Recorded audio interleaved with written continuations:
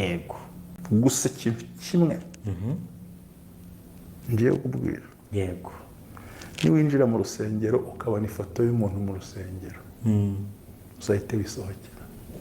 Rero ni ukuvuga ngo ni gute ubundi ufata icyo Yesu yanze ukacyita cyiza? Already ufite umwuka wo kugoma. yego So iyo ufite umwuka wo kugoma rero, kera Satani yakurokirisa. Bibiliya yakubujije kuvuga ikintu, yego then wowe uragikoze.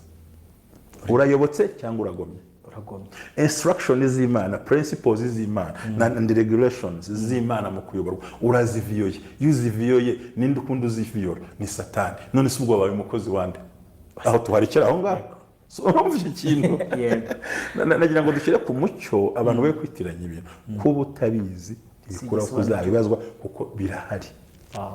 Kandi birimo ko Pawulo yaravuze yandikira Timoteyo, aravuga ngo bazihunza inyigisho nzima, ahubwo bigwiriza bigisha bahuje n'irari ryabo kuko bafite inkovu z'ubushye z'icyaha muri bo. Yego.